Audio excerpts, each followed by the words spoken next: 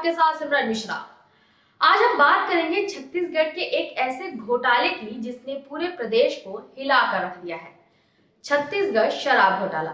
यह सिर्फ शराब की बिक्री में धांधली का मामला नहीं बल्कि भ्रष्टाचार का एक गहरा जाल है जिसमें बड़े बड़े नाम और करोड़ों के काले धन की कहानी छिपी हुई है। हाल ही में प्रवर्तन निर्देशालय के बाद अब आर्थिक अपराध शाखा ने भी इस मामले में अपनी पकड़ मजबूत की है और नए खुलासे किए हैं, जिनमें पूर्व आबकारी मंत्री कवासी लखमा का नाम भी सामने आया है। ईओडब्ल्यू का दावा है कि उनके पास ऐसे पुख्ता सबूत लिप्तता को साबित करते हैं। चार्जशीट के मुताबिक कवासी लखमा को सामान और मिठाई जैसे कोड वर्ड से 64 करोड़ रुपए का कमीशन मिला। यह रकम कोई छोटी मोटी नहीं बल्कि हर महीने उनके बंगले तक पहुंचाई जाती थी। ईओडब्ल्यू की जांच में सामने आया कि हर महीने 2 करोड़ रुपए लखमा के तत्कालीन ओएसडी जयंत देवांगन के हाथों में दिए जाते थे। यह पैसा कैसे आता था? आबकारी विभाग के कर्मचारी रोजमर्रा के सामान के साथ शराब और पैसों का बैग लेकर आते थे और चौंकाने वाली बात यह है कि ये सब कुछ सरकारी गाड़ियों के माध्यम से सीधे बंगले के अंदर पहुंचता था। जयंत देवांगन केयरटेकर्स की मदद से इस रकम को अलग अलग कमरों में रखवाते थे। ईओडब्ल्यू ने इस बात के साक्ष्य जुटाने के लिए लखमा के 27 करीबियों के बयान दर्ज किए हैं जो इस पूरे ऑपरेशन की पुष्टि करते हैं। सवाल उठता है कि ये करोड़ों रुपए आते कहां से थे? ईओडब्ल्यू की चार्जशीट इस पूरे नेटवर्क को 2 मुख्य भागों में बांटती है।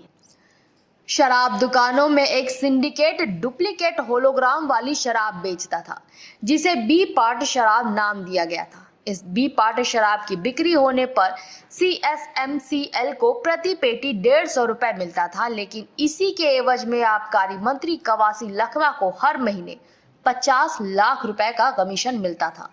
यह पैसा एमडी अरुणपति त्रिपाठी के निर्देश पर आबकारी अधिकारी जनार्दन कौरव और इकबाल खान एजेंटों की मदद से इकट्ठा कराते थे और फिर आबकारी सब इंस्पेक्टर कन्हैया लाल कुर्रे के माध्यम से ओएसडी जयंत देवांगन तक पहुंचता था जो इसे मंत्री तक पहुंचाते थे।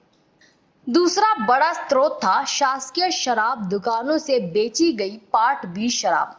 इसमें हर महीने अनवर ढेबर 1.5 करोड़ रुपए आबकारी मंत्री को भेजते थे। यह पैसा सिंडिकेट के मुख्य कर्ता धर्ता अरविंद सिंह और विकास अग्रवाल के द्वारा अमित सिंह को दिया जाता था।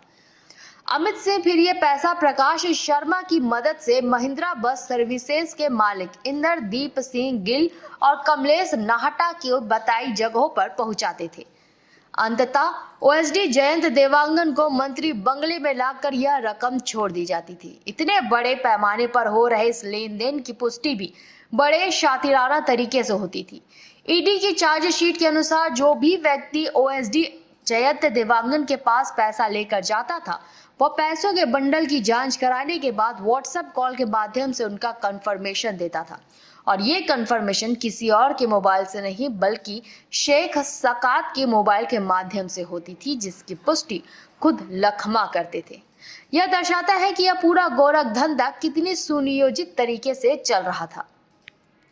ईओडब्ल्यू की चार्जशीट में सिर्फ कमीशन के पैसों का जिक्र नहीं है बल्कि यह भी बताया गया है कि इस काले धंधे को कैसे ठिकाने लगाया गया।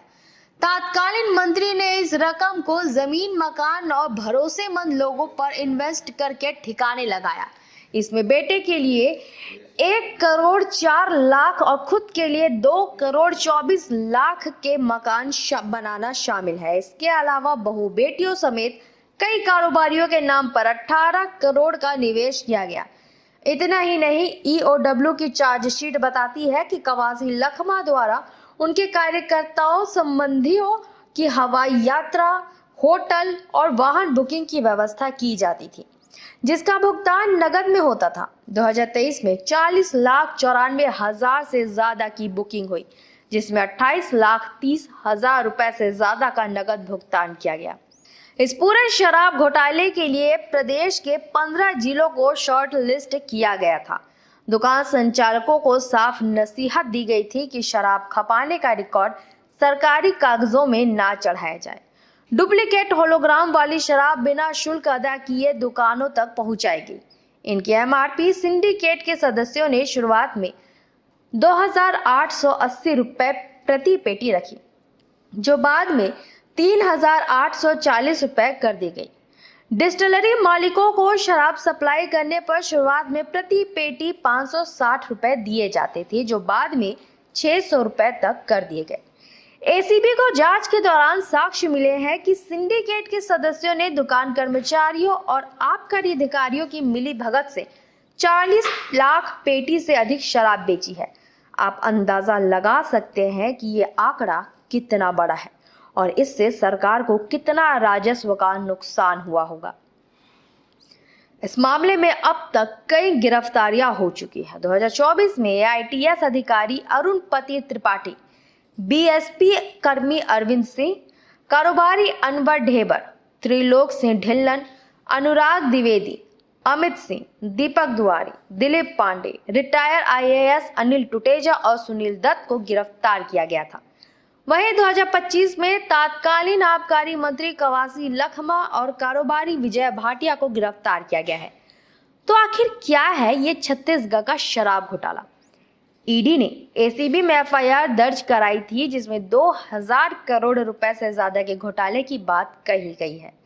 ईडी ने अपनी जांच में पाया कि तत्कालीन भूपेश बघेल सरकार के कार्यकाल में IAS अफसर अनिल टुटेजा, आबकारी विभाग के MD AP त्रिपाठी और कारोबारी अनवर ढेबर के सिंडिकेट के जरिए इस घोटाले को अंजाम दिया गया था। इस पूरे घोटाले को A, B और C कैटेगरी में बांटकर अंजाम दिया गया था। A, 2019 में डिस्टिलरी संचालकों से प्रति पेटी 75 रुपए और बाद के सालों में 100 रुपए कमीशन लिया जाता था। डिस्टिलरी संचालकों को नुकसान ना हो, इसके लिए नए टेंडर में शराब की कीमतें बढ़ाई गई और फर्म में सामान खरीदी के लिए ओवर बिलिंग करने की राहत दी गई।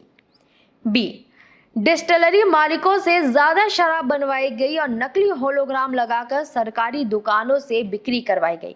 नकली होलोग्राम आसानी से मिल सके, इसके लिए AP त्रिपाठी के माध्यम से होलोग्राम सप्लायर विधु गुप्ता को तैयार किया गया।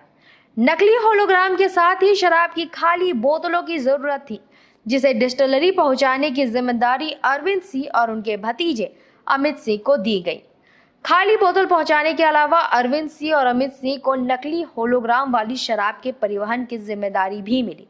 सिंडिकेट में दुकान में काम करने वाले और आबकारी अधिकारियों को शामिल करने की जिम्मेदारी AP त्रिपाठी को दी गई थी। C, इस कैटेगरी में नकली शराब को बिना किसी टैक्स या शुल्क का भुगतान किए बाजार में बेचा गया, जिससे सरकार को भारी राजस्व का नुकसान हुआ। छत्तीसगढ़ शराब घोटाला एक जटिल और बहुस्तरीय भ्रष्टाचार का मामला है, जिसमें सत्ता के गलियारों से लेकर आम शराब दुकानों तक एक पूरा सिंडिकेट काम कर रहा था। EOW और ED की जांच जारी है और उम्मीद है कि इस मामले में और भी बड़े खुलासे होंगे और सभी दोषियों को कानून के शिकंजे में लाया जाएगा। इस खबर पर आपकी क्या राय है, हमें कमेंट सेक्शन में जरूर बताएं। तब तक के लिए देखते रहें निशानेबाज।